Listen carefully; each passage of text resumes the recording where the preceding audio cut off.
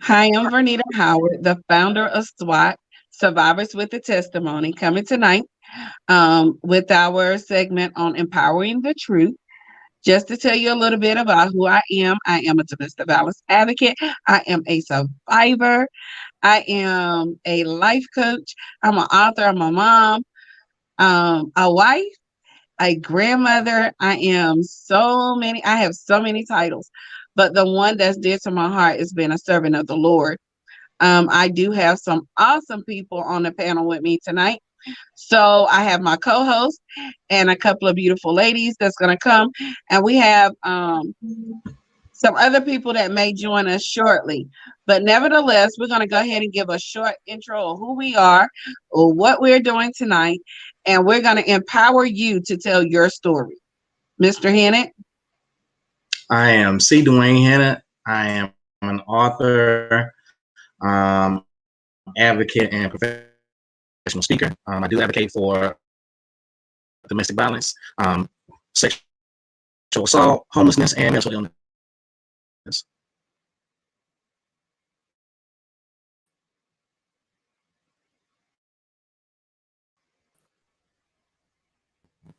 Okay, I'll go. My name is Midori Davidson. I am an advocate for domestic violence and survivors of sexual assault. I am also a survivor of domestic violence, 15-year survivor, as well as a survivor of sexual assault. Um, this is something that is near and dear to my heart because it's more than just educating. It's about normalizing the conversation, especially within our community where we have an ongoing history of not airing our dirty laundry. And to be frank, it's the secrets that's killing us just as much as the abuse is.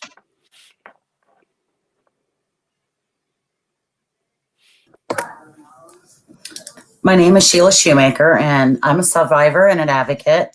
Um, I've been free of domestic violence for almost 7 years now. And ironically, my mentor for a long time was Midori. So she's near and dear to my heart. I do what I do now because Midori taught me that speaking out is the way to educate other women and men that are still in an abusive relationship that, A, you should get out before you lose your life, and that there's life after abuse, and it's a wonderful life of freedom. And also, always, as you're getting out of domestic violence, don't forget to reach behind and grab a sister or brother that's still back there and reach back and pull them out as well. All right, Mr. Jean, can you give us a short bio of who you are?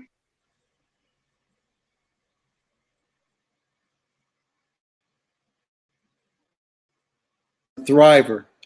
Um, I don't want to survive, and I've been through, and I came out, and 23 years, and I've watched several generations go through what I've gone through, and so I didn't know it was the wrong thing to do. I was told it was the norm. So um, that's my bio as far as I'm a thriver, and I refuse to survive. That's it. All right. So we're going to go right into this conversation. So, as I said, we're empowering the truth, our truths. And the best way to bring awareness is, as these ladies and gentlemen said, is to let someone know that they're not alone. They're not the only one who's ever been through this. They probably will never be the last one to go through this, but get through. Um, push through your pain so you can survive like we have. So before we get into it, a lot of people don't know what domestic violence is. Um, so I'm going to ask Mr. Hennett to explain to our viewers what domestic violence is. I think of whenever I'm asked that question, or whenever I think about that question, I think of a willful intent to do mental, physical, and emotional harm to someone in a relationship. So, Miss Midori, can you explain to our viewers what like emotional abuse is? So, emotional abuse is a spectrum of things. Um, so, emotions, if we look at them just in layman's terms, they're your heartstrings. So when a person who is intimate with you knows what buttons to push to manipulate situations or to get a response out of you so that he can then provoke the situation further, or she can provoke the situation further, you're now looking at emotional abuse because you're not respecting the boundaries and the space of that person and where they're and just where they're at. So for example, if you're coming home from work, you want to unwind, you don't want to have a direct conversation, so you say, hey, give me a few, I just need to unwind after a really rough day. And rather than respect the space, your partner then manipulates the situation to get what they want out of it. Your space is now being disrespected and it is being provoked. Hence, now you're vulnerable for any attack that comes. And that is the basis of emotional abuse. Thank you so much. Mr. Jean, we're gonna come to you. Um, Most of the time when people think about abuse, they just think about a woman being abused. When they hear domestic violence, is well, he done something to her. But as we know, men get abused too. So why, you and Dwayne both can answer this, but why do men not want to report being abused by a woman or Well, their spouse? it has to do with masculinity. It makes him look like or feel like a punk, not only in the face of other men, but also to women. So he trying to save face. He's not going to want to talk about it or tell anybody or share with somebody or confide in somebody because of how it how it looks.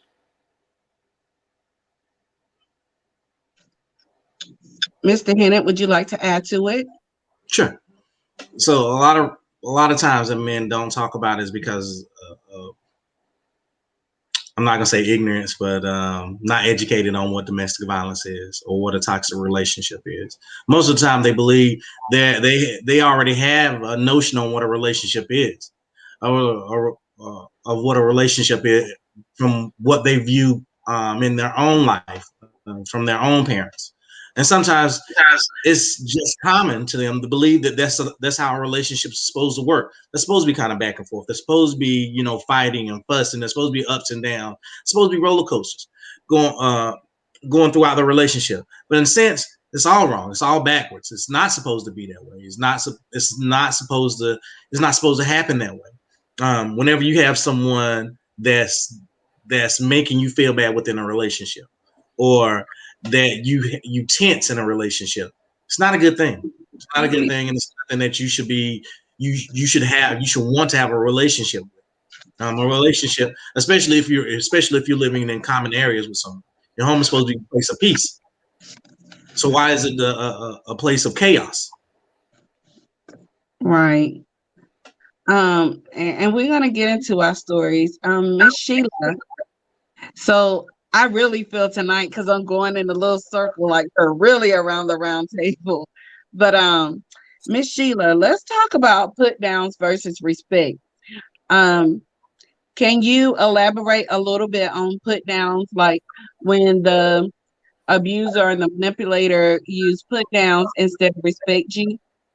Oh, absolutely. As a matter of fact, I'm in Florida visiting. Sorry. And we actually had a conversation about this driving somewhere today. And told him that I have educated myself and learned a lot. And in prior relationships, there was emotional abuse, and I didn't realize it. Gave an example of standing with a group of people and it being family, and my husband saying, don't listen to her, she's stupid. And feeling, okay, I should be quiet. I'm stupid, so I need to not speak. That's emotional abuse. That's emotional abuse. When someone puts you down in front of other people, it's disrespectful and it's abusive. When someone preys on your insecurities and uses those as a means to make you feel insecure or less than, someone that loves you will never try to make you feel less than. They'll always want to try and build you up. Someone's making you feel less than behind closed doors or in front of people, then you're being emotionally abused. And I just want to say to anybody that's viewing, that's watching, it's okay to stop being friends with people who put you down.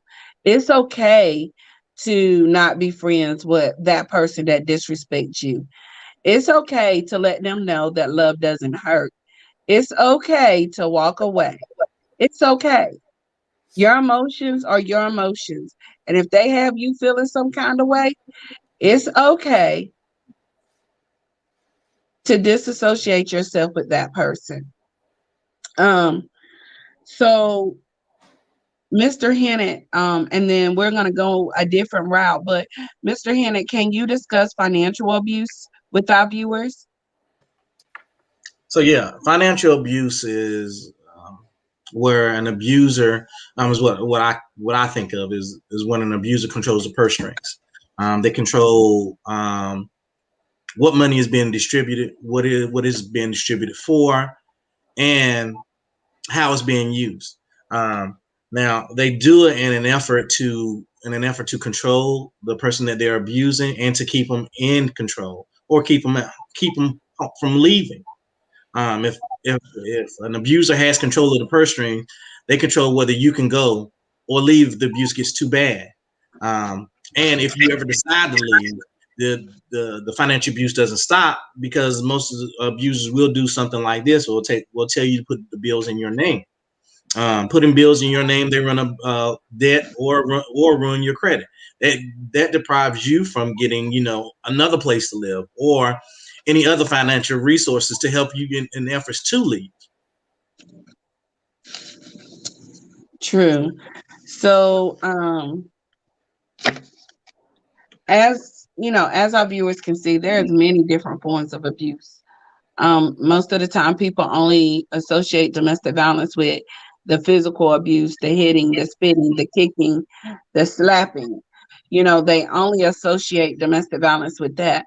But there's so many different parts. We didn't speak on sexual, and so I'm gonna start that conversation. And if you guys want to elaborate, but I want our viewers to know no means no. Even if you marry, if she tells you no, it means no. If he tells you, women, if he tells you no and you take it, no means no. That's sexual abuse. We a lot of times, it's domestic violence, they want it to be gender biased. They want it to be where um the woman is protected. But we have men that are abused as well. It's not fair to them.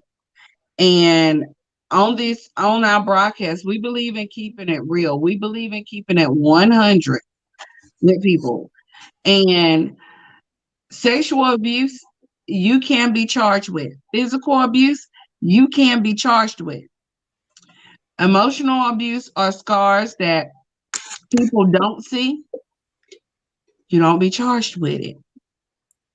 But you can be charged with physical and sexual abuse. Um, if a victim come to you and tell you they've been sexually assaulted, please do not re-victimize them. Please do not ask them what did they have on. Please do not make it seem like it's their fault that they were raped or sexually assaulted.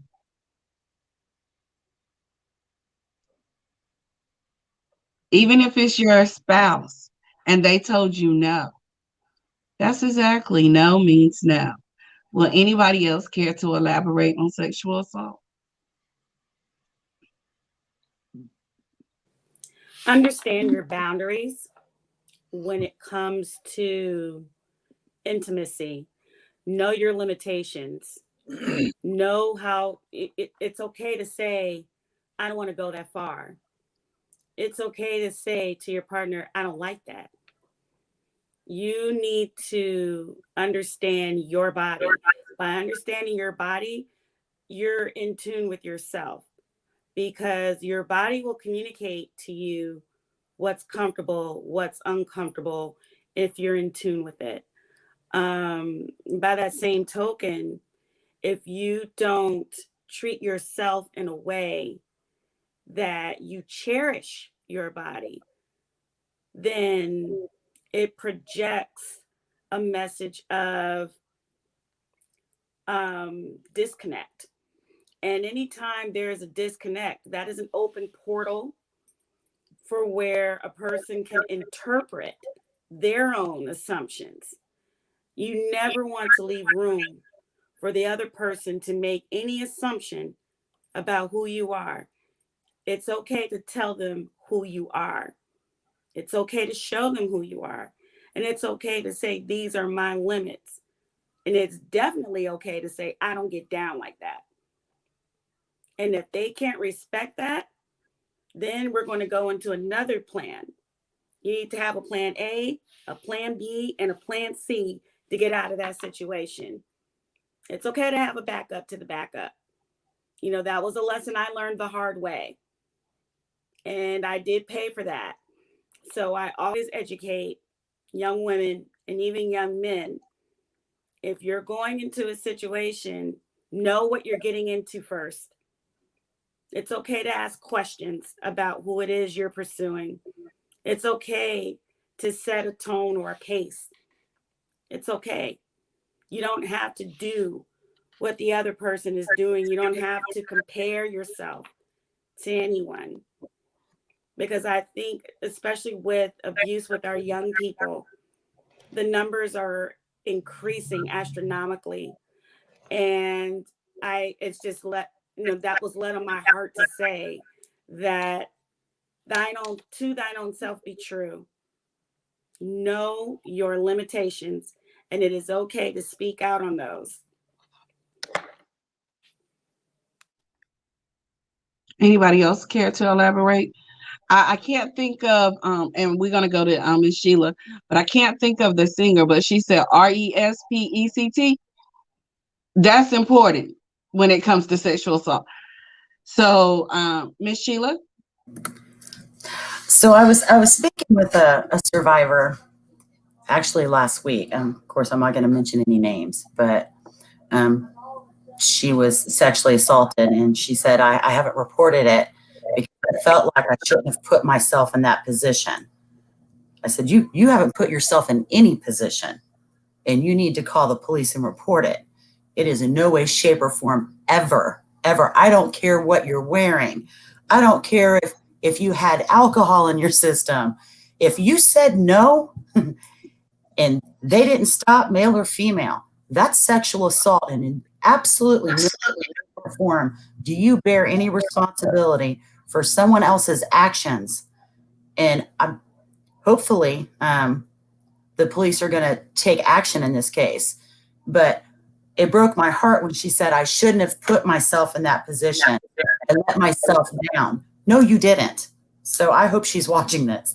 You didn't let yourself down.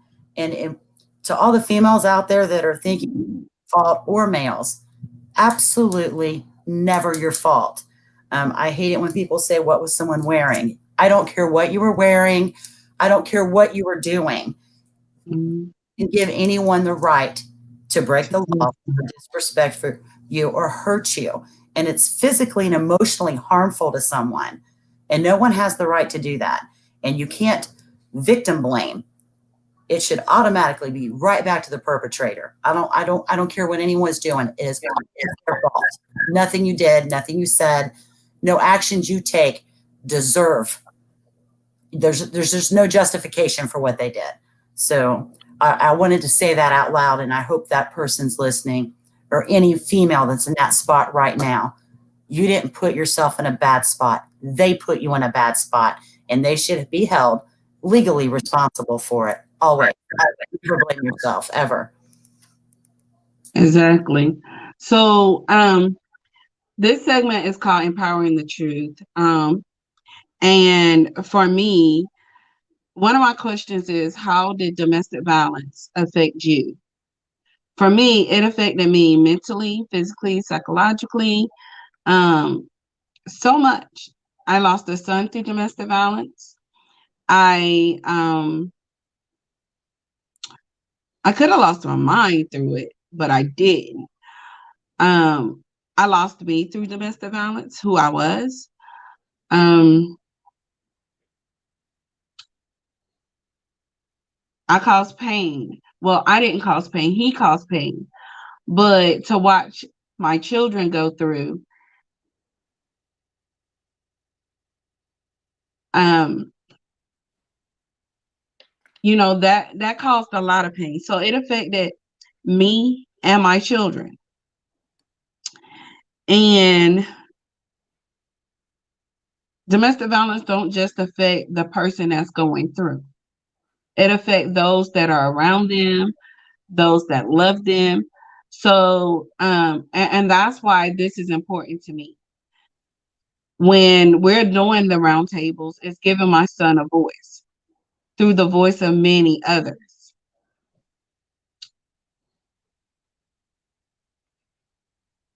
I wish, I was able to bring my daughters home, but I think it would have been awesome to bring my son home. But instead, I had to leave him behind until the day that we buried him. So domestic violence affected me. Um, and so that's why it's so important that I educate, bring awareness, prevention, whatever I can, so nobody else have to go through what I went through. Would anybody like to tell um how domestic violence affected them? So for me, um, violence in itself was normal for me. I grew up watching it. I grew up seeing it around me, not just in the neighborhoods that I lived in, but it was within my family. I watched my parents fight often. My mother had manic depression. That's what it was labelized in the 70s. Today it's known as bipolar 1. And so when you have that kind of disorder, and ironically, my ex fiance also had bipolar disorder and was an alcoholic. So the fact that I'm alive says everything about there is a God, because I should not be here. He has tried to kill me on more than several occasions. And from that experience alone, I suffer with symptoms of PTSD. Growing up, like I said, violence was normalized. So being called a bitch, slut, those are adjectives. That didn't hurt my feelings, because I had one right for you. But when you're punched through your living room wall, okay, I'm not dealing with someone who's normal, because no one leaves a hole in your living room wall with an outline of your body. So that's when I understood my tolerance level, which is a tad too high. And meanwhile, my standards were a tad too low. Um, and it goes back to not understanding what's right and what's wrong, because I saw my uncles hit on women. And ironically, one of those uncles I lost yesterday. And I'm so grateful that before he passed, he and I had this discussion, you know, because he saw my interview about domestic violence and the issues that we have with voting, with getting out to vote. Because if you're in an abusive situation, the last thing you want to do is muster up the energy, put on the makeup to cover your bruises, or with men, you got to find your clothes. Because my mother cut up my father's clothes. She left him one shirt, one pair of pants, two pair of drawers, and a pair of socks, and she threw them out the window, along with a big gargantuan jug of Parmesan, which barely missed the scalp of his head. Now, mind you, my mother was 5'1". My dad was 6'2". Talk about awkward. But in having these discussions with my uncle who passed, one of the things that he said to me when he heard my interview, he said, I was just like you. We saw it in the house, so we thought it was normal. We thought it was normal. I always thought that if a woman disrespected me, it was okay to hit her because I saw it. You disrespected me. You called me out of my name. You tried to demasculinize me. So I'm going to smack you for that. Not understanding that it's wrong. And that's when I really understood that domestic violence affected me generationally, more than the physicality of it, more than the bruises, more than the loss of money. I'm still trying to repair my credit. But there were 5 generations of women who, not 5, but 4 generations of women who went through this. And it ended with my generation. And that's scary because the conversations were never had. You never aired your dirty laundry. Don't tell who was in my house. Don't talk to me about what just happened. Suck it up.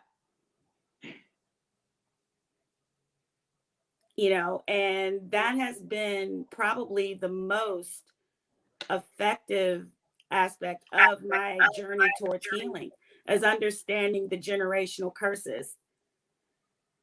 And you know, my cousins and I have had these discussions over the years. We need to make sure that it stays, that it ends with us, period. Because we lost so much. You know, I lost my mother to domestic violence. She disappeared when I was 14 years old. June 4th, 1986. My family, we don't know if she's alive or dead today. But the way her case was handled, it was handled as if she wasn't even a missing person. They handled it as if she were homeless. She was never reported. So, you know, that there's the other aspect of why I speak out, because cases that concern women of color and men of color are not seen as urgent cases. We're not treated in the same fairness and same urgency as our Caucasian counterparts. I mean, let's take a look at the Central Park 5 case. That same day that jogger was raped and killed, there was a Black woman in Brooklyn, New York, who was murdered and raped that same day. And all she got was a corner of a newspaper, just a little square. Let's look at the case of Breonna Taylor. A wall had more credibility than her life. Wanton endangerment. Absolutely asinine.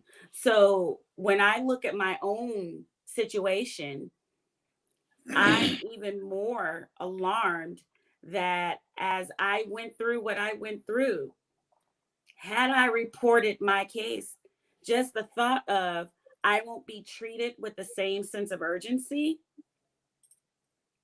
that's even more alarming than the situation itself to me.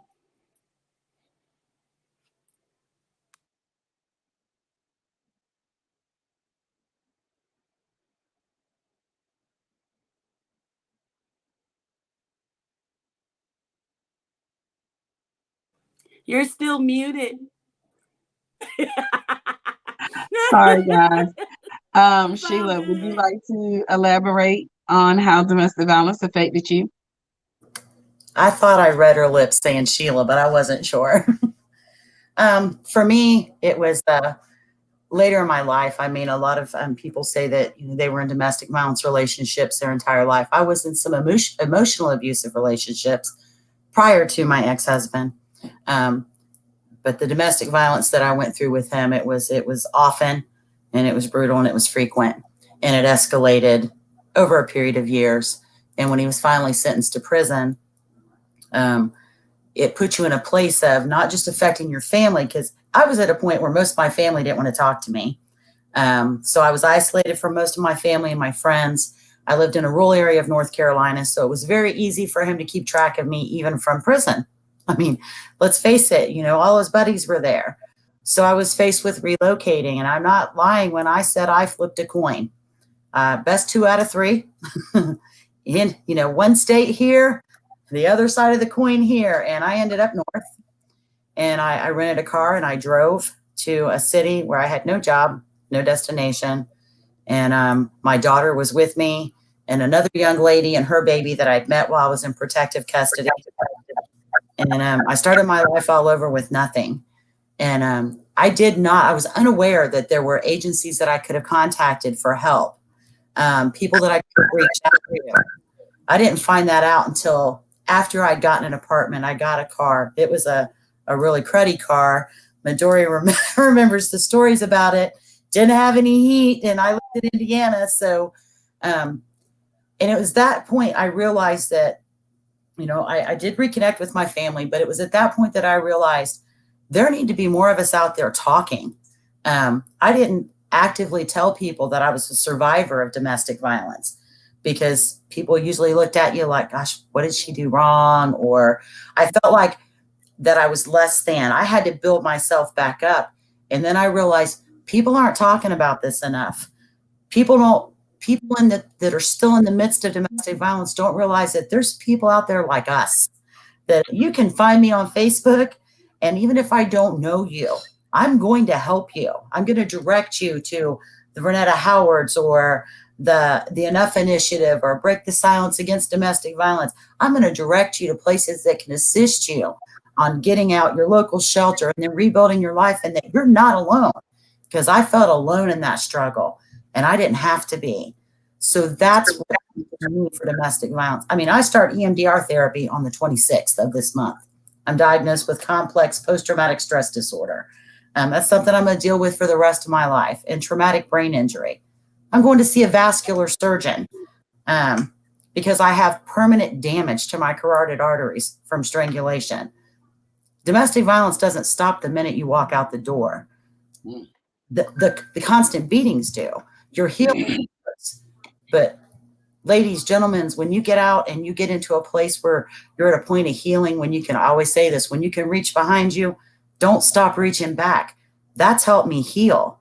Midori taught me that. That's what domestic violence, it's affected my life in every way. And I can honestly say now, knowing the people that I have, the husband I have now, and these amazing people I have in my life, if I had to do it all over again, to know everything that I do now and be in the position I am now to help other men and women of domestic violence, I would do it all again with a much better attitude, knowing that I'm going to come out of this bigger, better, stronger, and I'm not going to be silent. He didn't break me. He brought me up, and he created a monster. I'm not going to let this lie.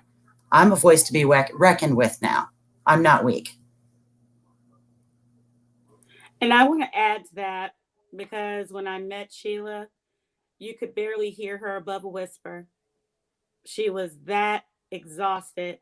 Like, I used to have to turn my phone up to make sure she was on the phone, because I didn't know if we were connected. And I used to be like, hello, Sheila, you there? Hello? And to be a part of that process was just as helpful for me as it was for her, because it reminded me why I'm here. It reminded me why God kept me. It reminded me of my purpose.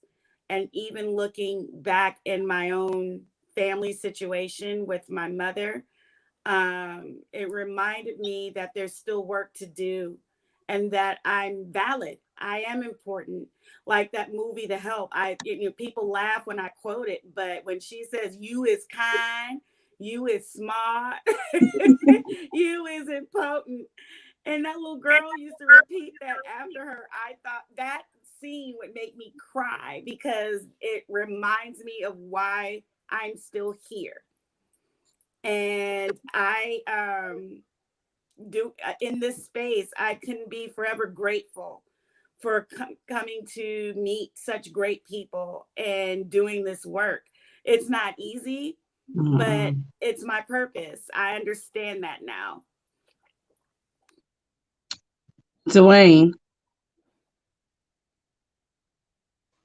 Yes. how did domestic violence affect you? Well, so my story is a little bit different from everybody else.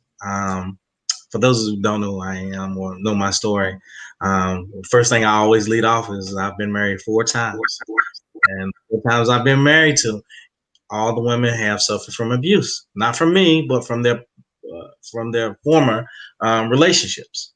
Um, I came into knowing about domestic violence as a novice. I had no idea. I grew up in a two parent family home. I had three sisters. Two were married. Didn't see any domestic violence. Didn't know what domestic violence was. I didn't know what domestic violence was until I actually got a job working for the city of Durham. And I had to um, be a chair of a board of a task force for domestic violence. That's where I got my education for domestic violence. Um, by that time, I was already married. So my story is that how toxic domestic violence relationships are, and how important it is for you to heal from your last domestic violence relationship. Um, I'll say this: the downfall of all those marriages, well, 3 of them, because I'm currently married now, and I'm thankful for the one that I have now, um, is that they weren't healed from their domestic violence relationship. Um, they weren't healed at all. And then two, I didn't know how to talk to or interact with some of them. I didn't understand that, you know, that if I stayed out late, even though it was for work, they may consider that cheating. Or if during an argument that, if it got loud, or, we're going back and forth, that I couldn't tell that some of them, or one of them, didn't like to argue or didn't like loud noises, because they're suffering, because undiagnosed, they were suffering from PTSD. Um, I didn't know that from domestic violence that some of them were actually suffering from mental illness, from depression, anxieties, a lot of things that they hadn't addressed themselves. So from those domestic violence relationships that they had previously, it bore, unhealthy relationships, toxic relationships, toxic marriage, um, things that they didn't heal from. And one of the things I always say is that if you're involved in a toxic relationship, it poisons every other relationship that you have, because you're not healed from it. So those relationships that you have, even friendships, even relationships that you have with parents or children that you have, that domestic violence relationship is toxic, and it poisons all other relationships that you have. So, like I said, my story is that I talk about how the relationship part of it. I don't have any experience with physical abuse, other than their stories. When I heard their stories, it made me sympathize a lot more than what they were going through, and try to help them get through what they were going through as far as mental illness and emotional.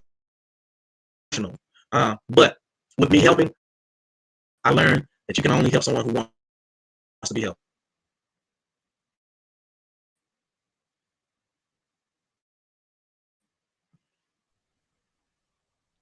Jean, Mr. Mason, can you elaborate just a little bit on how domestic violence affected you? Um, domestic.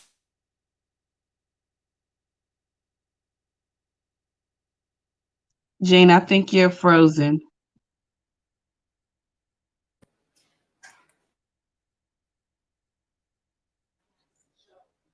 How's that? Can you hear me? We can. Okay. I lost my family. I lost my business. I lost my jobs. I lost my house. I lost my car. I found myself homeless. I actually lost two houses, three businesses, and seven children. Two at the beginning of the marriage, and five additional at the end of the marriage. Um, I lost my friends. I lost everything that I thought I possessed. Just lost it. And I lost my freedom because she would call the police on a regular and tell them I beat her or jumped on her, and I'd be arrested. Even though I was the subject that was bleeding and showed the scars, uh, I would be arrested. So I lost a lot. Credibility too. Mhm. So as we see, domestic violence can affect everybody differently. Um, and I'm glad now that with statistics and everything that if a man has bruises, the woman can be arrested as well. Before, it was biased, very biased. And so all the woman had to say was, he hit me. And, he will be arrested. And it could go both ways. And now that we seeing, and guys, you know me, now that we seeing women making more money than some men, they want that power and control. They'll put them down, they'll say things, they try to take their ego, whatever, and belittle them. And so as women, we have a way with words. I'm just gonna keep it real. We have a way with words. And And we resources. Yeah. Hmm. And sometimes we know how to cut deep. Um Now, do that give him a right to hit us? No. But sometimes we have cut so deep that we have hit them harder with our words than they did physically hitting us. And that's just the truth. So as we go on into empowering the truth, we're all here for a reason. We're all advocates.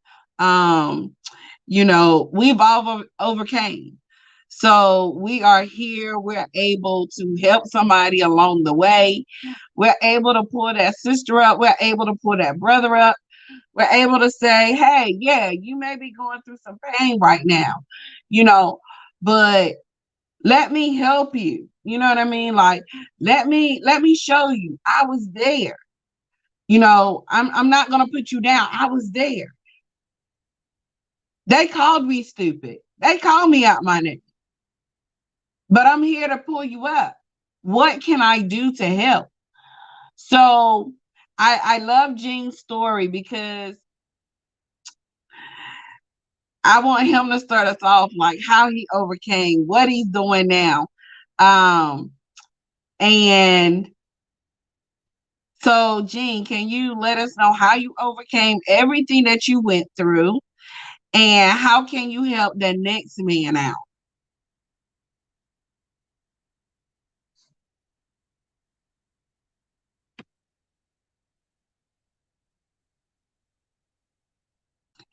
Gene, you're muted.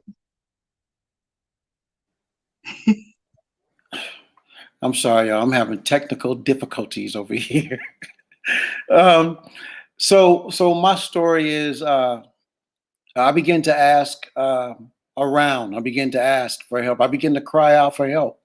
Um, I was thousands of miles away from my nearest family member, so I had no choice. Um, um, I was I was really just trying to breathe.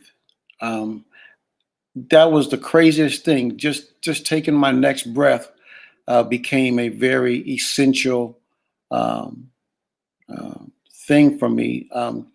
So when I began to ask for help, ironically, um, the church did not help.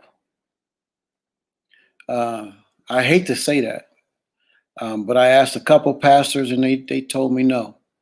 Um, some guy began to help me. Art Matthias, he actually helped me, um, walk me through a workbook, and and they prayed with me, and um, but my biggest breakthrough came through. I too have been married 4 times. This is my fourth marriage. But my biggest breakthrough came through with my wife, who um, she's a bad girl, y'all. I'm gonna try not to go that way. But my biggest breakthrough came through her. Um, the love that she um, displayed towards me, um, helping me unpack my luggage, and putting salve on my wounds and praying me through um, some of the toughest periods in my life. Um, Man, I mean, I don't want to slide down no slope on that, but I would like to give an example so that you kind of understand what I'm saying. Um, I had been abused so much till when I lost my first job after being married to her. I came home. I called her and I told her that they had let me go, and I came home to notes throughout the house that said how much she and the kids loved me and appreciated me and was grateful to me, um, and was I'm trying not to cry, and how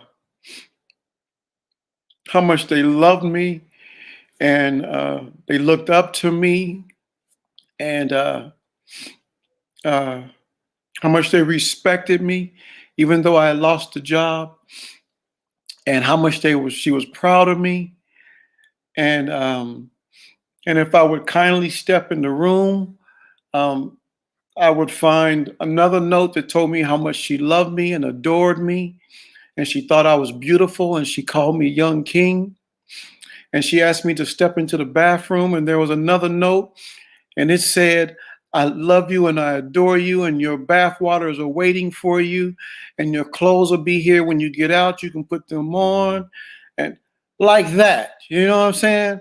Stuff like that. And healing came in a big way, in a massive way, and and that was nothing to say.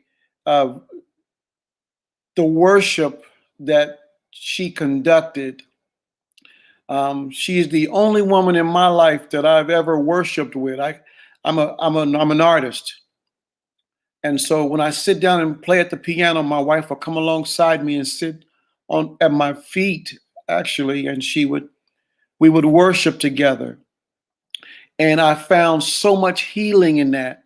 But guys, I cannot tell you, my nails done. You can't see that, but my nails are done, and my beard gets done, and my feet get done, and just how she ministered to me, on behalf of the Father.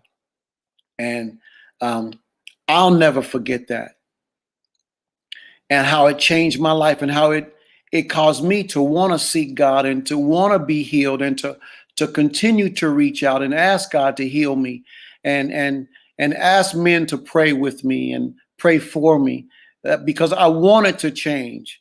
And, having that experience, I wanted to be whole. I want to be healed. I wanted to be better. And in those times, um, man, it's something when you cry out to God. I mean, when you earnestly cry out, and healing, my healing came that way, by way of my wife. And so now, um, I'm doing things that I want to do. I love to do. It's in my heart to do. Music is in my heart. My wife is the only woman in my life that has went and purchased equipment for me. All of my equipment, my wife purchased it, except for the drum set. But she wants to buy me another one, so that's that too. She bought me computers. She taught me how to use a computer. I never had a computer until my wife purchased me a computer. I'm 54 years old, and she bought me my first computer 2 years ago. Um, if I wanna play football, my wife is okay, baby. I'll find a team. Let's go and you'll try out. Well, she's just that kind of girl. So now she and I have recently opened up a business, and we are now flipping houses here in the Dallas area. And it's like anytime I come up with an idea, she gives me a business, and so we've got businesses. And so I'm now an artist, and you can find me on Spotify and everybody else. And I'm flipping houses for a living. So I'm the happiest guy you'll ever come across. I am just the happiest black man you'll come across on this side of heaven. All right, because God, through my wife and through my family, has done a miraculous turnaround in my life. And everybody and anybody who knows me and knew me in the past, they say, "Man, Gene, you smile." Even my brother, he comes and said, "Man, you smile all the time." Well, man, I got something to smile about, But Gene, you look great. Well, man, thank you. There's 4 reasons. There's somebody who's taking care of me, who's not beating me over the head and never making me feel like I'm not good enough. I'm not worthy enough, because the love of God has really been displayed to me, and upon me. There's nothing like being able to worship God and thank Him for someone who is loving you the way God created them to love you. And so that's my story, and I'm sticking to it. I'm Gene Mason.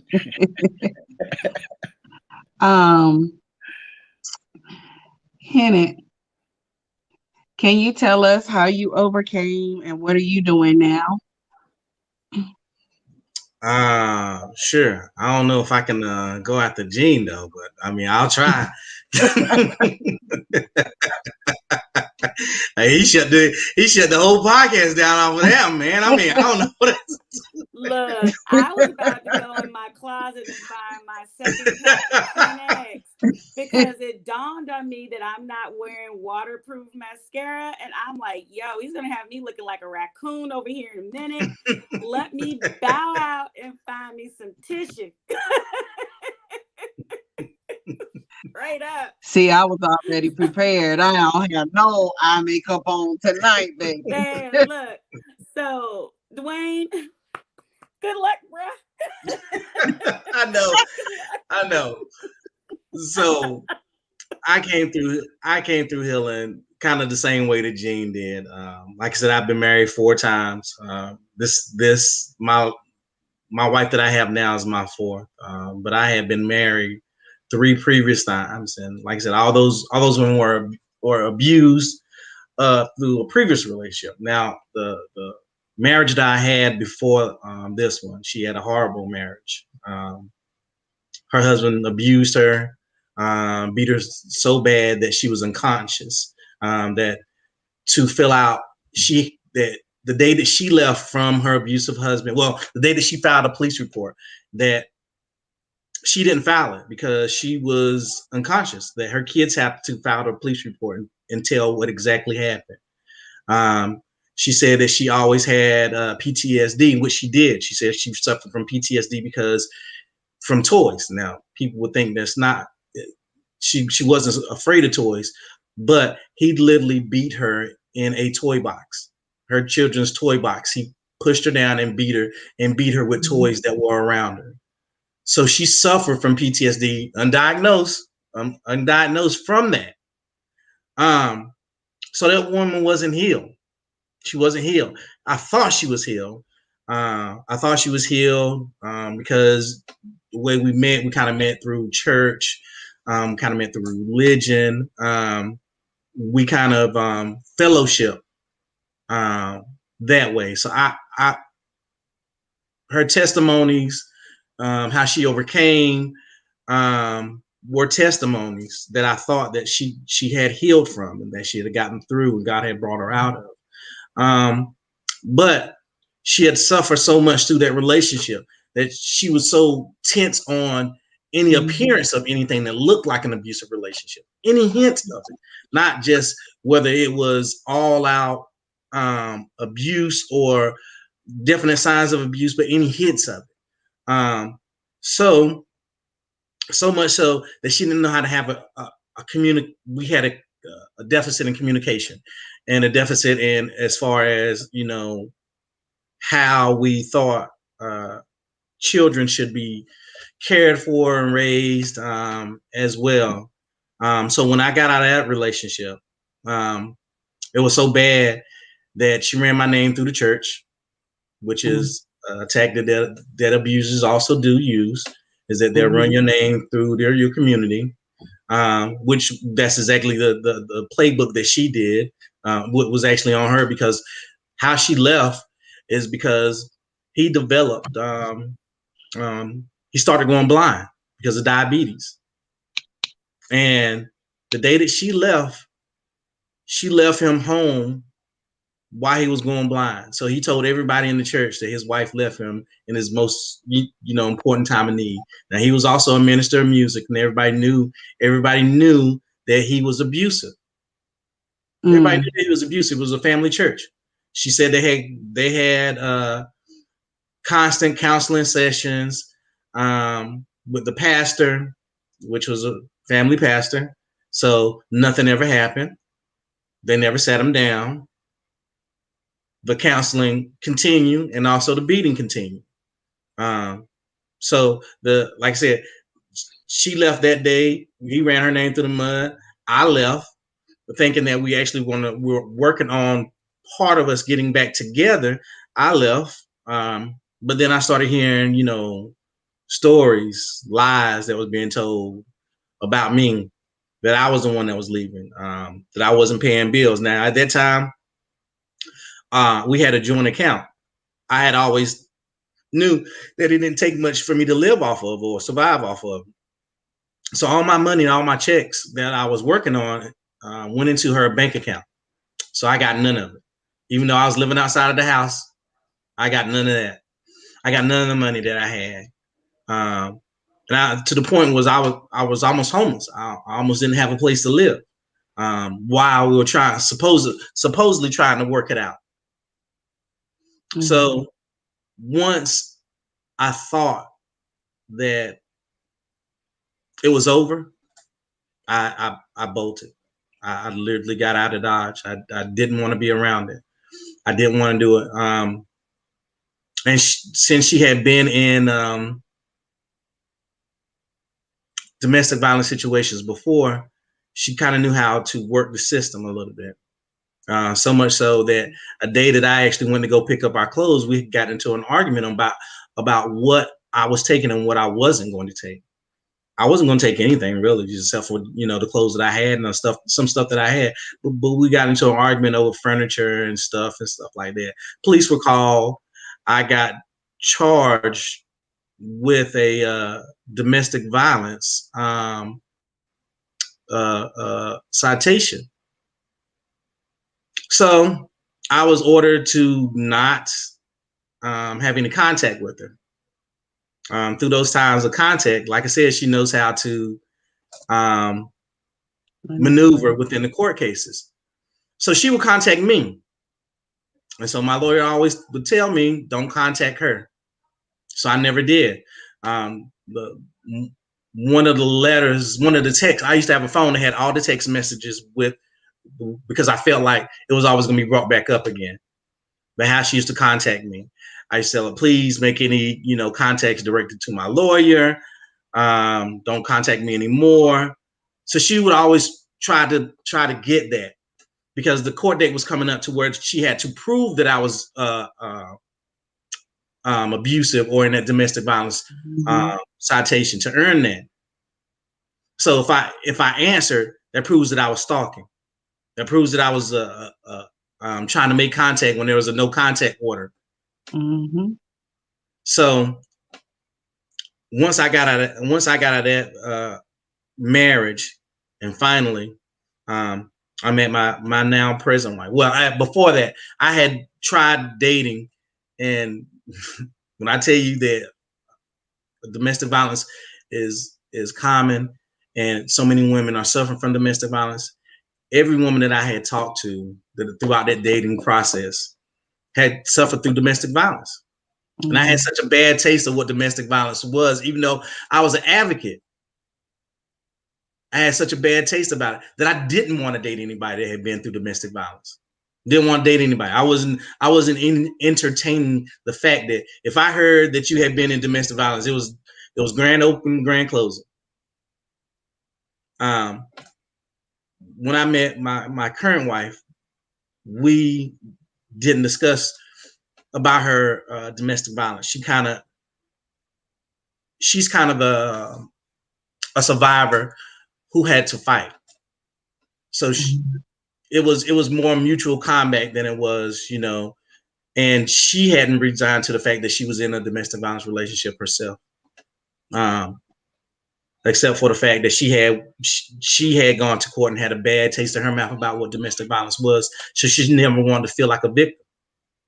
But one thing that she said that that hurt her to her core was when she was in court is that they kept calling her victim over and over again, calling her victim.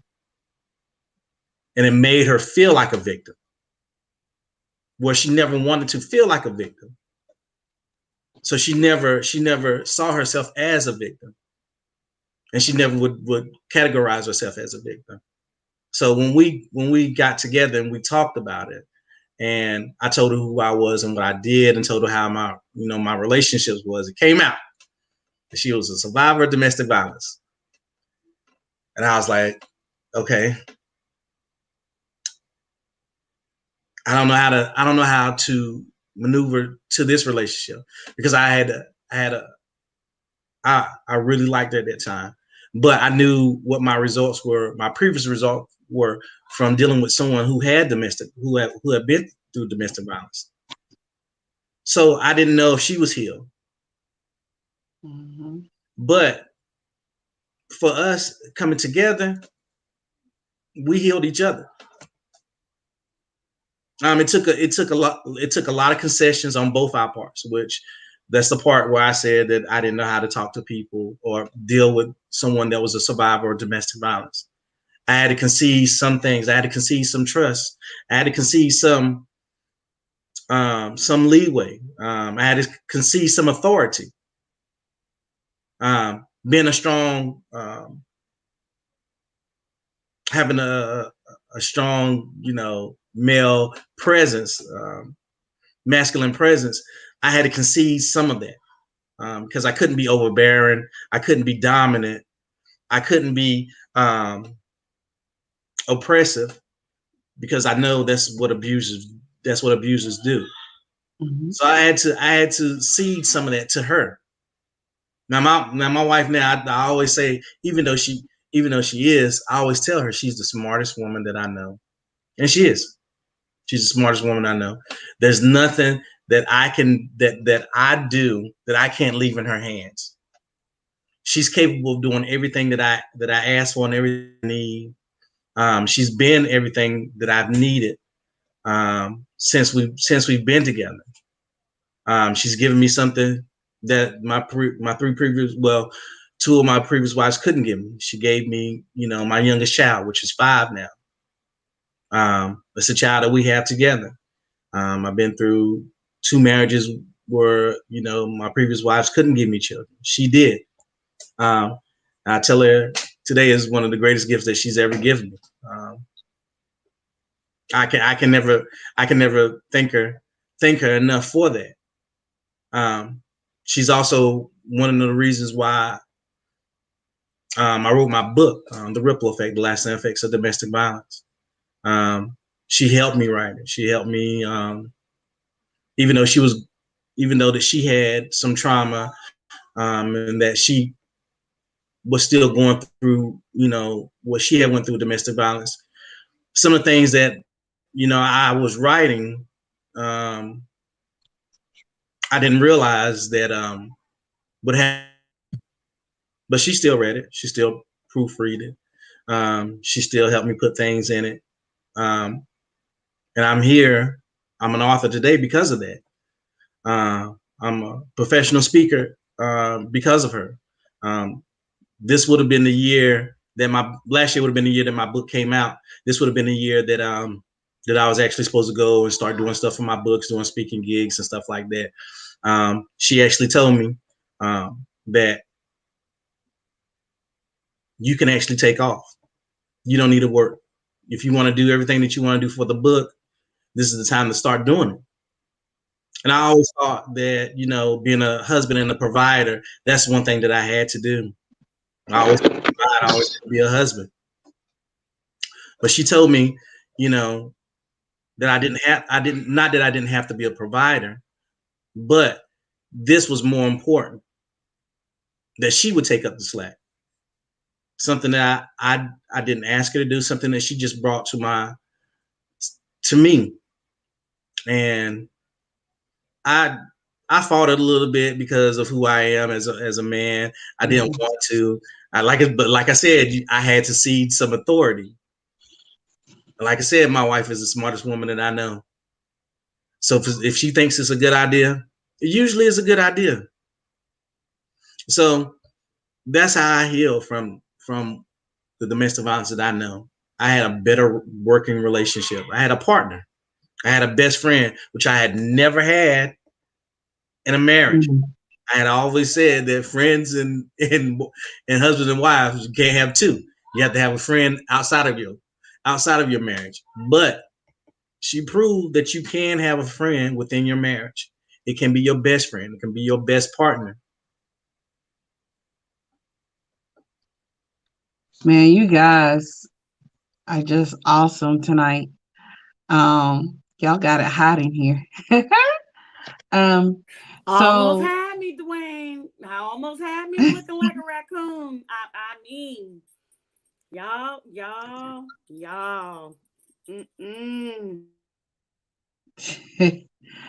so Miss Sheila, listen, it's hard to come behind the men. We might should have went the other way. Miss Good luck, Sheila. How did you overcome and what are you doing now? How did you overcome the abuse and what are you doing now? I would love to tell everybody it was easy and that, geez, as soon as I moved from North Carolina, my life just was instantly better. That's not how it worked. It took a couple of years of digging deep. I had to really dig deep within my soul and find myself because I wasn't sure who I was anymore. Mm-hmm. I stumbled across a program on Facebook and applied for it and got into it. It was a grant program, and keep your head up, Midori. And it was a financial training program, and at the end of it, I got a grant. So every Tuesday night at 7:00, my happy little rear end was online in this training class, and I was assigned a mentor, Miss Midori over here. And I needed that grant to help me get a decent vehicle. And that's really what my first motivation was that grant money for the vehicle. But I got so much more out of it. I got promoted 3 times while I was in that grant program. I found sisterhood, and I found that my new normal. People say, oh, well, just get over it. Okay, I am over it. So let me get that out there. I am over it. But this is a new normal. This is a new Sheila. It's a bigger and better Sheila. It's not the same Sheila. You have to rebuild yourself. You're never going to be the person you were before domestic violence. And if someone tells you that, they're lying to you. That's not how this works. You're forever changed. Let it be a change for the better. I met an amazing man. Sorry, Dwayne, Mr. Hennett. And it wasn't instantaneous. My husband, we got married a little over a year ago. Midori knows I had some struggles. Jason watched me struggle up and down, up and down. During this time period when we were dating, my ex-husband released from prison. And Midori knows it sent me through a tailspin for a little bit, about 60 days before he released, and a little bit after he got out. It wasn't easy for me because, of course, first thing he did was reach out to me. And it made my husband nervous. I mean, the man held me at knife point and said he was going to stab me in the heart in front of the police so they would shoot and kill him. I mean, he was not a choir boy. He threatened to cut my daughter's head off and bring it to me on a platter. He's not a very nice person. So it made everybody nervous when he released.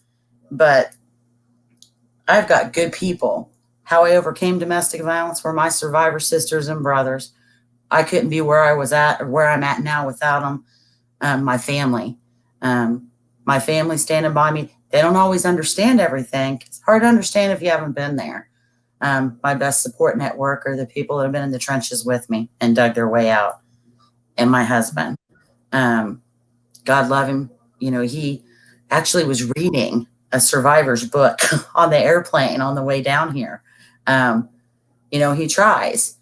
Sometimes he'll tell me he can't wrap his head around domestic violence. Doesn't mean he can't wrap his head around what's happened to me.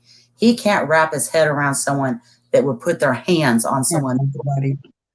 Jason and I have been together now over 5 years. He has never raised his voice to me. He has never called me out of my name. We have never argued, ever. I know people think that they're like, that's not normal. It is normal. Not to say we haven't had disagreements or that we always agree with each other. We just don't settle it with raising our voice. We talk calmly. He is the most amazing person I've ever met. And we're probably the most mismatched people in the entire world. He's real mellow and safe. And I'm like, boom, running, you know, if there's a house on fire, I'm running through the front door to go get somebody. And he's standing outside analyzing which entrance is safest. But how you get through domestic violence is one step at a time, one day at a time, sometimes 1 minute at a time, however you have to. And if you have to take 3 steps back, if you get knocked in the stomach and you take a step backwards, that doesn't mean you've fallen. One thing that's amazing about survivors, no matter what happens to us, we always, always, always get back up. Nothing can keep us down. A friend of mine told me I needed to move forward and get over it. I have gotten over it. I'm over it as best as I'm going to be over it, but I'm not going to stop. I'm not going to stop talking about it. I'm not going to stop discussing it. I'm not going to stop doing what I'm doing. I'm not going to stop helping other men and women. I'm not going to stop until it stops. And that means I'm going to be doing this till the day I die, because statistics are only showing that it's increasing. People are running out, getting a shot. They're worried about the pandemic. Domestic violence it's a worldwide pandemic, and it's everything we're facing in 2020 and 2021. It's in your neighborhood, I promise you. That's how I've recovered it. That's what I'm doing now. I work with Midori, actually. Awesome. That's what I'm doing now. And I'm not going to stop doing that. And I get to work with wonderful people like Vernetta. And I get to hear amazing stories like Jean's. And you have me crying, Jean. It is Jean, but I don't have my glasses on. It is. Yeah. Your story's amazing. Please share his Spotify and his music channel with me. I'd like to share it too. Will do. Midori, how did you overcome? Wow. My process, it was definitely over time. Because I was like Dwayne, once I saw how much of a nut my ex-fiance was, I immediately bolted also. I grabbed whatever I could fit in my car, which was a Dodge Stratus, and I got $80. I had to see, let's backtrack. So once I really understood how nutty he was, how crazy he was when he strangled me and held me at gunpoint with a hunter's rifle. So once I bit him and fought my way out of that, I waited until he was asleep, and I gathered all the money that I hid in the most unusual places in my apartment. And mind you, it was a studio apartment, but I hid money in my shampoo bottle. I hid money in tampon boxes and tampons, places that he would not look.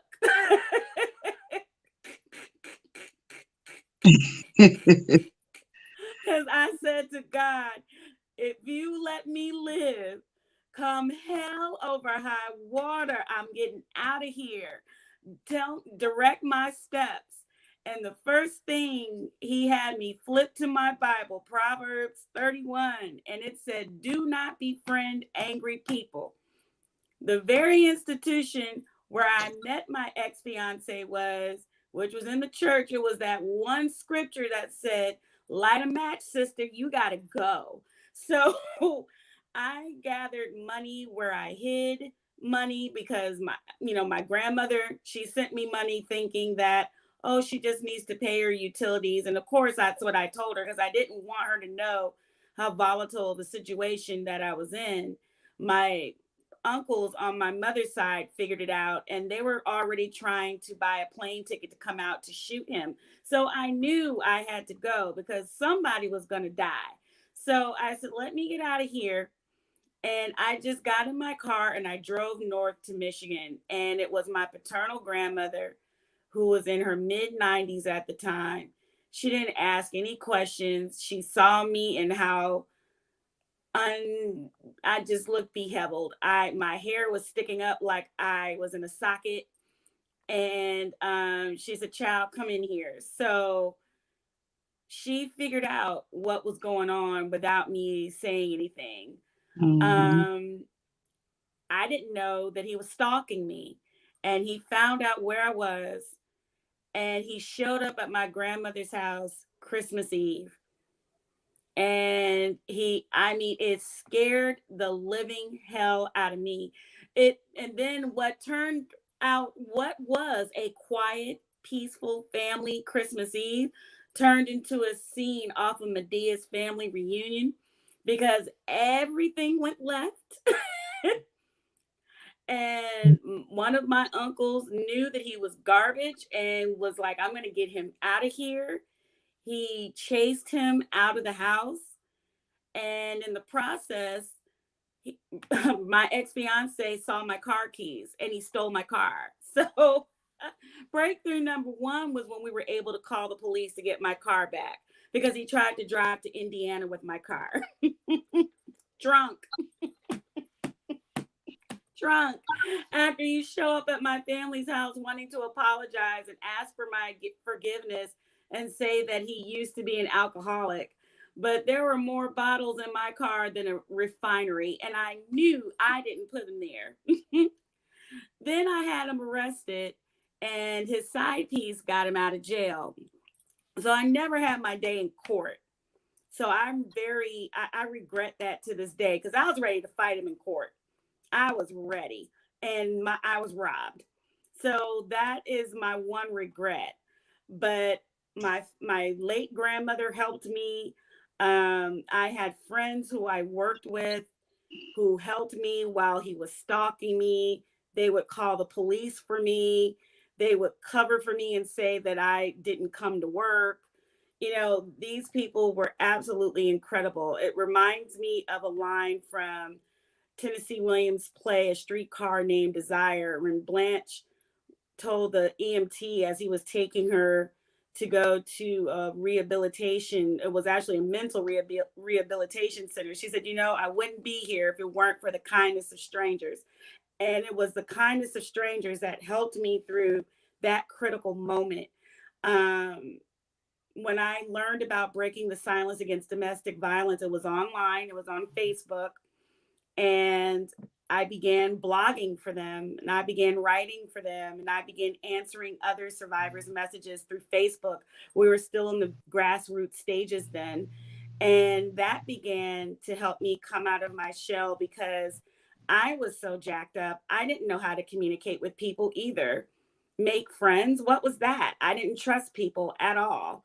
Um, so that broke me out of my shell a little bit. And then when I went to the Sister Survivor Retreat in Colorado Springs, that is where I had my ultimate breakthrough, meltdown, and everything in between because I didn't realize how much on go I was from getting away from him to moving to Michigan with $80 in my pocket, having to get a job, any job. I didn't care if it was scrubbing toilets, just so I can have an income, to this moment. And I just had a meltdown because I realized my what I owned out of the violence and the chaos.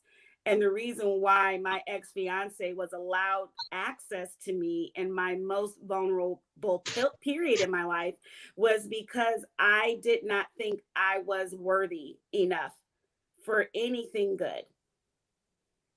My self esteem was dented. And where there's holes, all it takes is one person to see a hole and an open portal, and boom, there it is. And I had to realize that I am enough. And that was my breakthrough. And Sheila was there. Sheila was also a part of my healing process when I was assigned to her to be a mentor through the Grants of Hope program that I actually helped to create, which is the ironic part. I thought I was just setting up the program, getting the donors in order and things of that nature. And then when I was assigned Sheila as to be a mentor to her, the first thing I said was, God, really? What I got to offer? What What the? she really meant was, oh my God, what did I do to deserve this?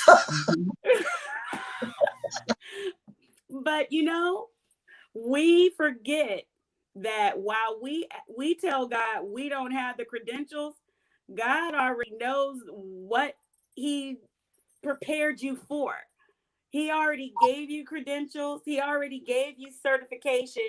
He already gave you the tools. We're the ones who doubt. He does not. So she was a part of my healing process because by helping her, it helped me. It helped me regain my voice. It was very cathartic for me. And I have gained such beautiful friends through this struggle, meeting people like you, Vernita, hearing Jean's testimony. Honestly, it just reminds me of something that I heard from my pastor. When it comes to waiting for that person to be in your life, they're not there just to be in your life as a decoration. The person Exactly. who God assigns to you helps you birth your assignment. So if you don't know what your assignment is, that's why he's still in the wings, because he has to come to help you birth your assignment. So when I hear Dwayne, when I hear Jean, and Jean, that's why I wanted to cry, because you validated what your wife's purpose was and what she means to you. She is birthing your assignment, because through your music and through your testimony, not only will you help people heal through domestic violence, but for us as people of color in our communities where we struggle with just relationships, with day-to-day relationships, you're going to help seal those wounds. You're Mm-hmm. helping people to see that the impossible is possible with faith. And that for me is all glory goes to him for that, because honestly, if it weren't for such a time as this, he brought me here for this moment.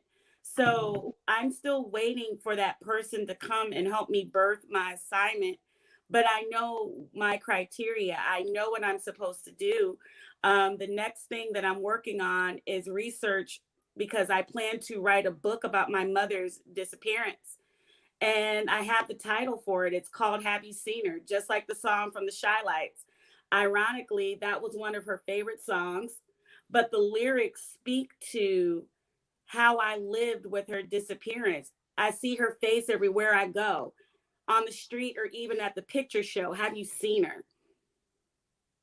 Mm. Because domestic violence took her from me and my family. I was 14. And the way Mississippi handled it, they wrote her name on a piece of notebook paper and they walked away. She was never put on a missing persons list. Never. So I'm going back and I'm researching, And I'm going through archives because I want to write about that experience and being able to expose the plight of women of color in the judicial system and the legal system of domestic violence, and how we are not treated in the same manner of urgency as our Caucasian counterparts. We are not. I recently read an article about a Native American woman whose 16-year-old daughter disappeared, and she reported it to the police on the reservation. They did not treat her as a missing person, they treated her as a runaway. A week Mhm. later, the woman found her daughter dead in the back of a van.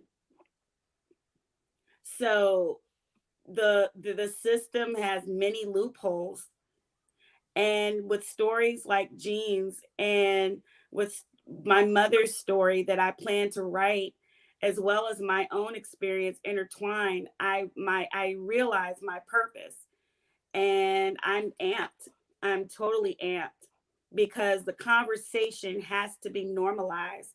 We cannot continue to sweep this under the rug. We cannot continue to carry generations of secrets, because secrets kill. They're just as violent as the abuse itself, because we're not preparing our children. We're not preparing them. We're not preparing them for the wolves that are out there. Man, you guys have just been so awesome. A lot of times when we're doing the broadcast, we talk about the horrific um,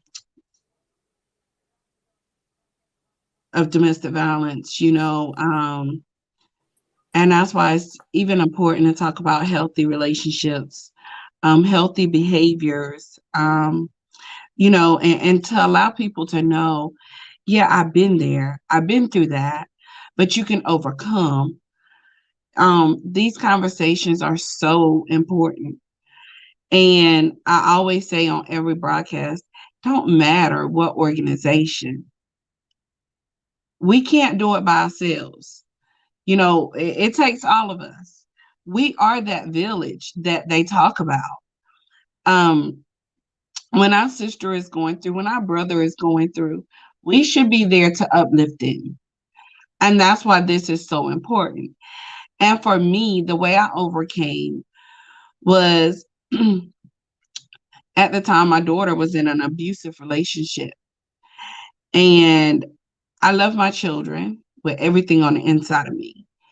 And um, she was in college and she called me and she was like, Mom, I'm pregnant.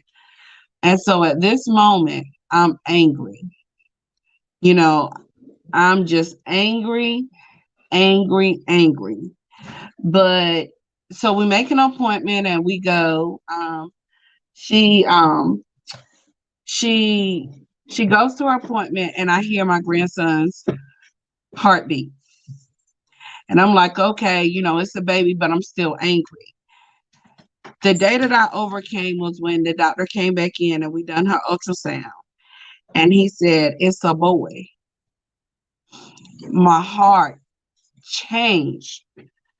Because I felt like God was giving me back what I lost, what was taken from me. I wish that I could say during that time I was like Job, the Lord give it, the Lord take it away. But I wasn't. I actually hated God because I wanted my son.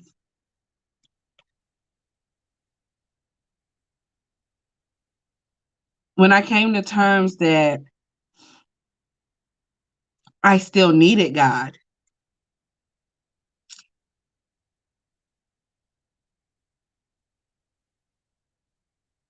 things began to change for me. Not only that, when he gave me my grandson, my whole world was twist turned upside down. It was one of the greatest feelings ever.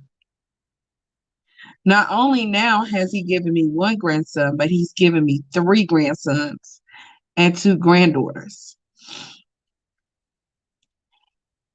And I talk to them now, even at a young age, about abuse.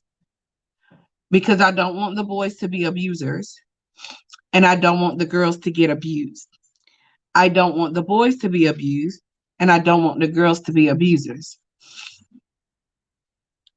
So the reason I believe in helping others is because every time I do a broadcast, I feel like we're able to save someone. And I heard Jean and Hannon and all of them talk about their spouse.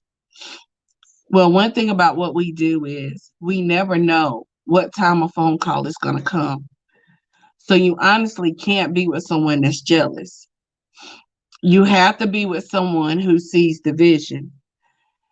And I know Sheila knows I probably never get sleep. I'm up all times of night trying to figure things out for survivors. So with that, you know, my husband takes a lot of, he sees me up all times of night. He may roll over and be like, everything all right, or whatever, but he's very supportive. And so that's important with this. Um, that helps me with my healing. That helps me to continue to overcome. Um, I always try to get others to tell their story so I don't be all messed up during the broadcast. But when we're going to talk about empowering the truth, I got married at 17. I convinced my parents, like, I got pregnant, and my dad was like, you don't have to, I'm a daddy's girl. Statistics that say most people who go through was in a single family home. Statistics need to change. I come from a 2-parent home. I didn't see abuse in my home. So I can't say it came from that. But my first husband, and my husband said, always make sure I say this.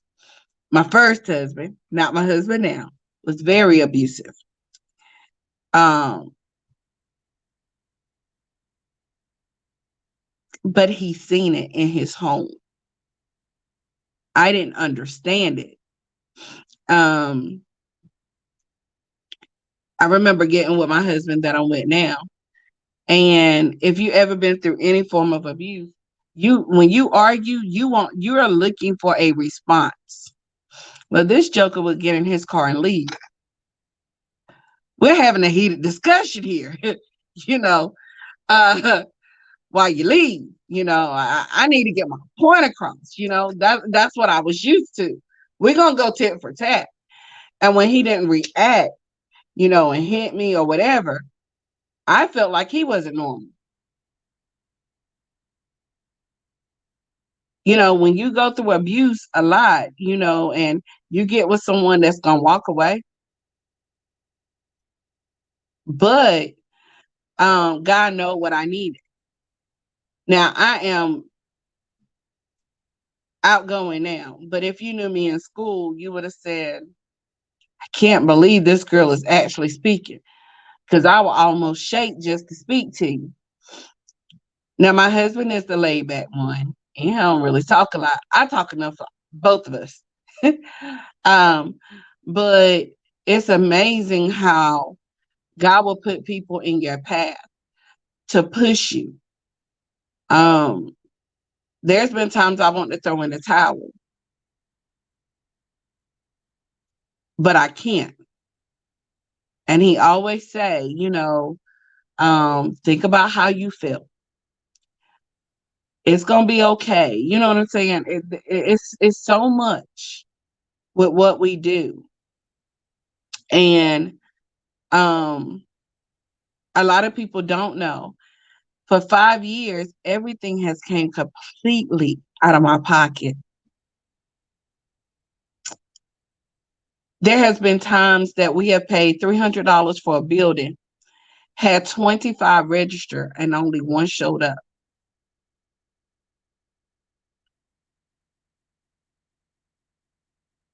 For 5 years, we done an event every quarter, but I never looked at numbers. I looked at who I could help. And that's how I overcame being able to help.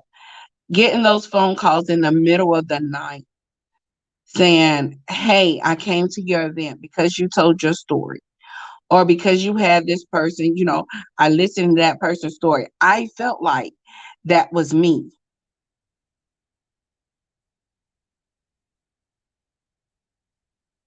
You know, that's how I overcame.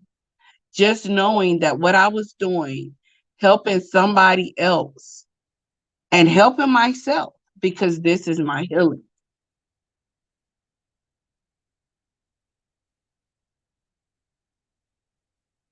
Do it get easy? Nah, because every story is different.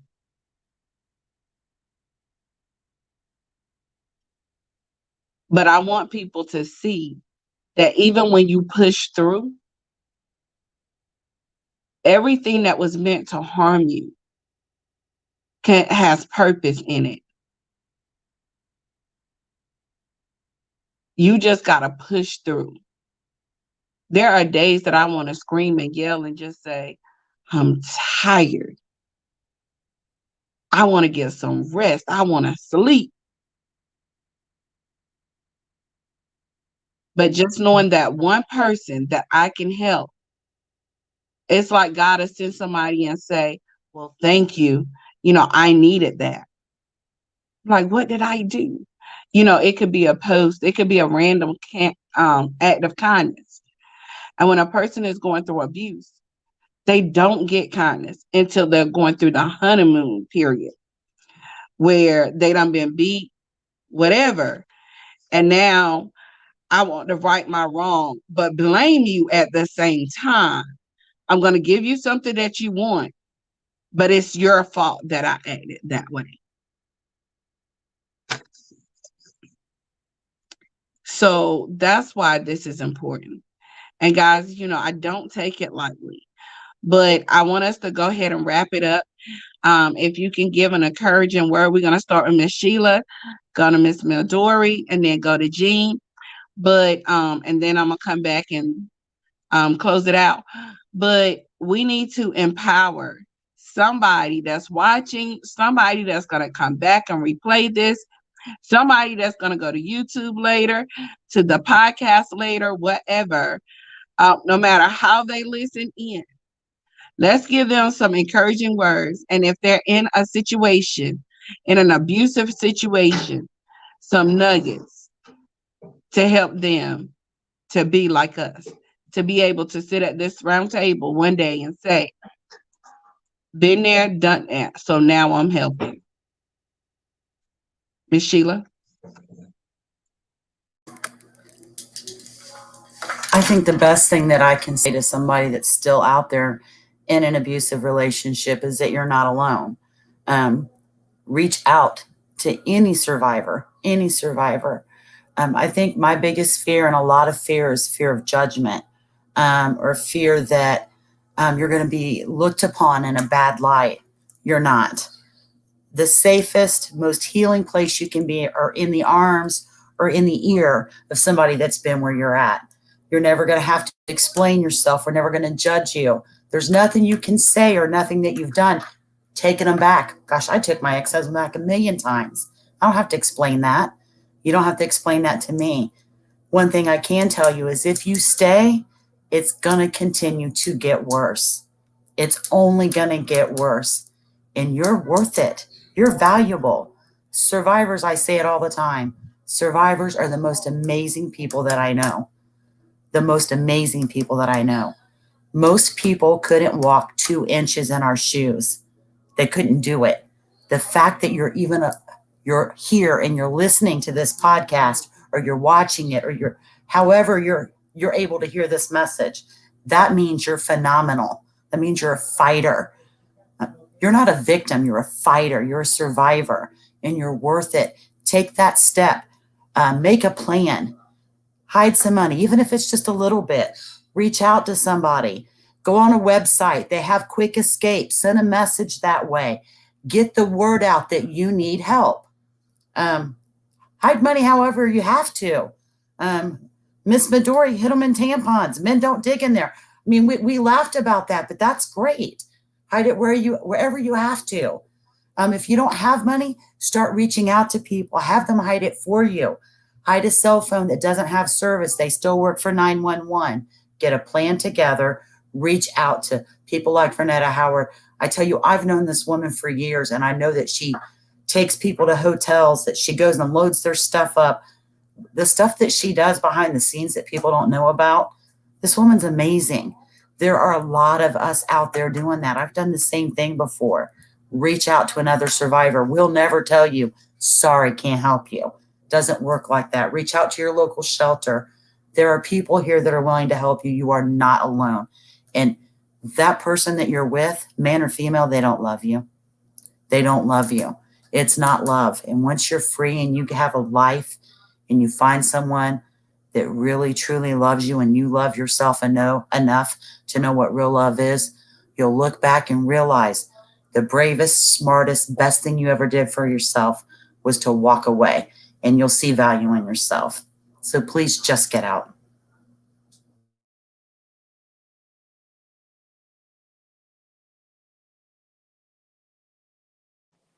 Okay. So if anyone is listening to this podcast that is in a situation that is not normal or is detrimental to your livelihood and your health, trust your instincts. Trust your instincts. There are warning signs, there are red flags. Trust your instincts. If it walks like a duck, quacks like a duck, guess what? It's a duck. Trust your instincts. They will never, ever steer you wrong. Because, see, I didn't listen to mine and it almost cost me my life. So trust your instincts.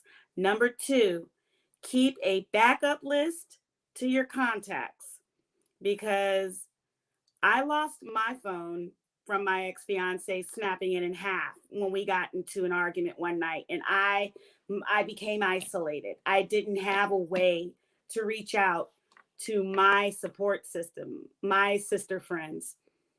So keep a backup to your contact list. If you, once again, get creative, hide it in the places that he won't look. If you know he doesn't go in the kitchen, hide it there. If you know he don't cook, hide it with the pork chops. Seriously, because you, in that space, you got to know his habits. Thank God mine did not cook. Okay, I had to get real creative sometimes. Real creative in hiding stuff. And I laugh about it now. Thank God I can. But at the time, it was crucial because I needed money. He was an alcoholic. He kept stealing my debit card. I had to hide money because he would do that so that I wouldn't get to work. So, what I did was, to make sure I had a job, I had to hide money for gas. I had to hide money for food. And I ultimately began hiding money for my escape. So that leads to this: do not befriend angry people. You know when the pot is hot, get out of there. Don't wait until your face is so swollen that you can't see your way out. Get out. You know the temperature. Get out the pot.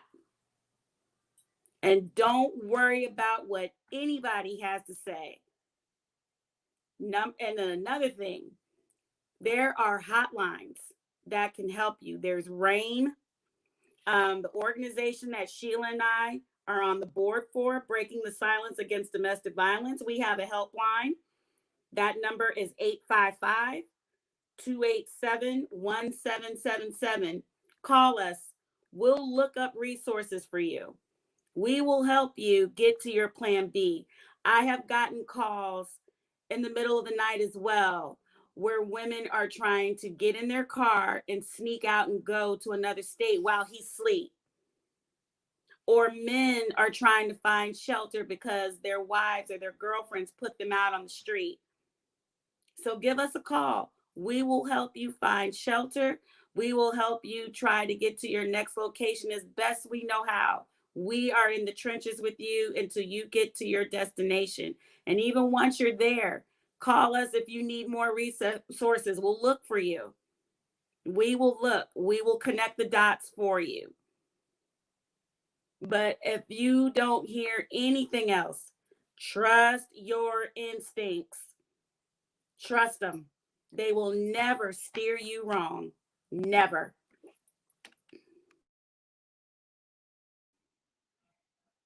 All right. Well, I'd like to follow up on those two cabs that drove by. Um, but I like to say this real quick. Men, I don't think we've been taught what to look for. We're so busy looking at the body and the hair and the dress and the behind and the legs and I'm getting hungry. But anyway, I think this is we need to guys. We really, really, really need to look at the signs. We need to be taught the signs of a violent, of a hurtful, oppressive, mentally, physically, spiritually, emotionally, financially. Um, Watch how they, if you have children before you go into the marriage, watch how they treat the child. Um, watch how they stand off or don't, or how they speak concerning the child. Watch the tone. Just she's not gonna lie. If she tells you she doesn't like the baby, she's telling you the truth. Oh, I didn't mean that. I would no. Pack it and run. She told you the truth. Um, Other things, just don't be ignorant of uh, of your fleshly desire versus the truth. Don't let your flesh get in the way of your brain. You know, um, Guys, we really got to use our head. I don't care if you guys sit down and write notes and questions. I questioned my wife. I drilled her with a bunch of questions, and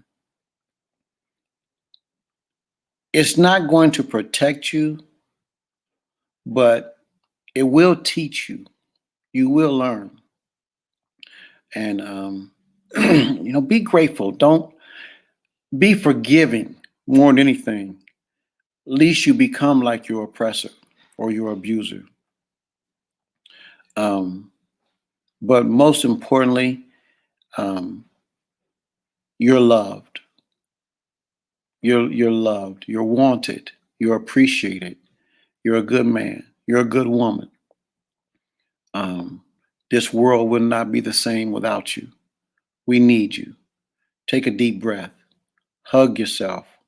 Um, I love you. These beautiful ladies, they love you.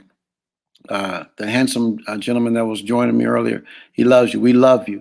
We wouldn't be here if we didn't. You are loved. You are needed. God even needs you, or otherwise, He wouldn't have made you. Don't let foolishness take you out.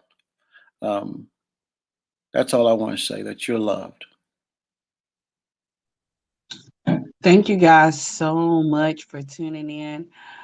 If you are in need of help as well, you can also contact SWAT. Our website is survivorswiththetestimony.org. Our number is scrolling. You can contact us on Facebook, Twitter, YouTube, Tumblr. Everything is SWAT Inc. 2020. Um,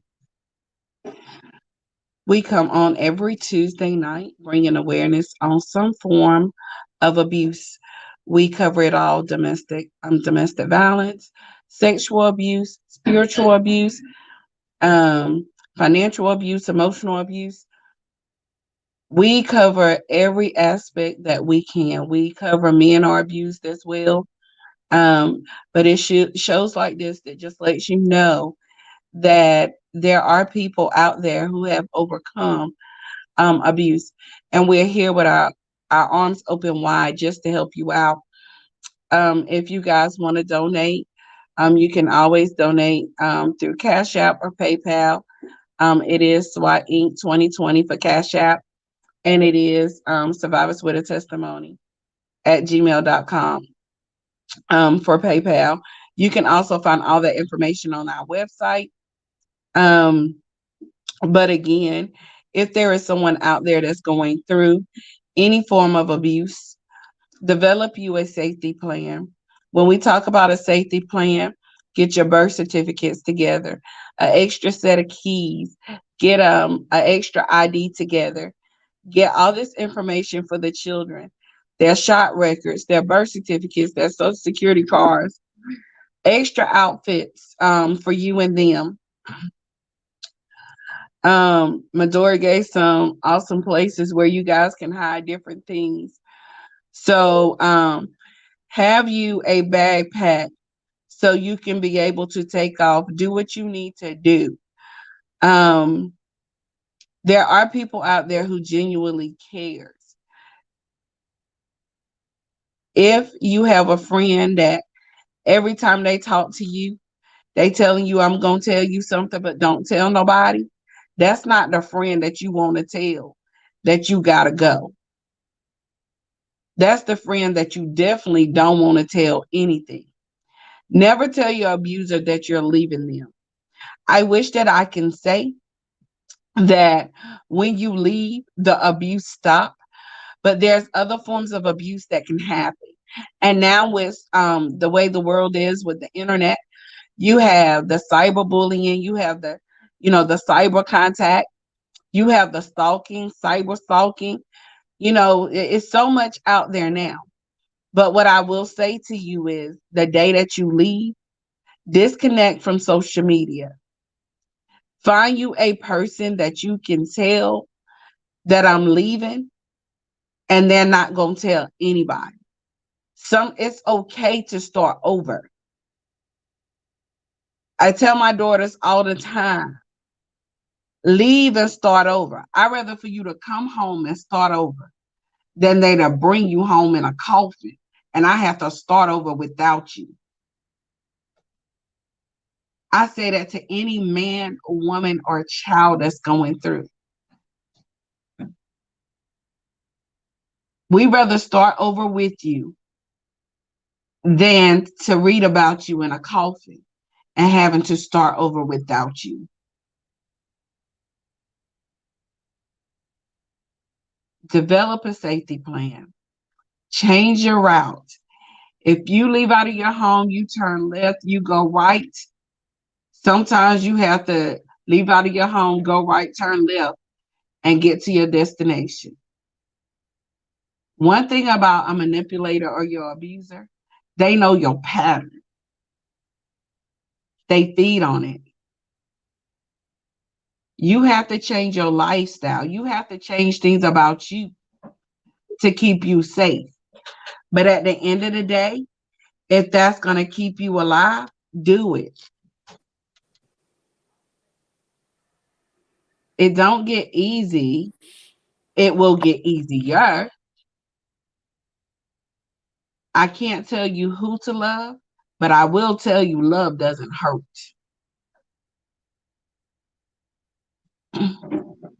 If they have to put you down, disrespect you, that's not the person for you. These women told you, these men told you, you're loved.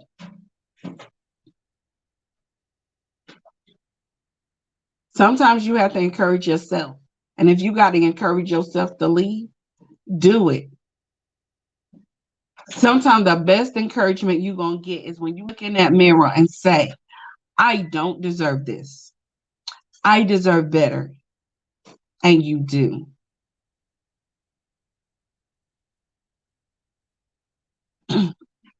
Be educated. In North Carolina last year, we had 61 homicides. This year, from January 1st to the end of January, from January 1st to January 31st, We've had 2 reported domestic violence homicides. And understand when I say this, it was 2 reported. Domestic violence is a pandemic within a pandemic. We've been fighting this pandemic for a long time. So I want to say to you, I encourage you, love you enough that you love yourself enough to develop a safety plan. Reach out. I know if you go to our website, you can text us. I know plenty of the websites now, you don't have to pick up the phone and call, but you can text. We're here. We've done it for a reason because we want you to be safe. We want you to sit at this round table and tell your story, how you overcame, because you can. So I want to say to everybody, peace and blessings upon you. You all have an awesome night. And thank you to the panelists for coming on, letting them know I've been through, but I overcame.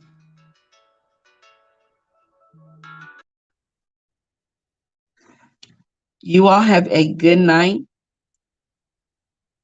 Blessings.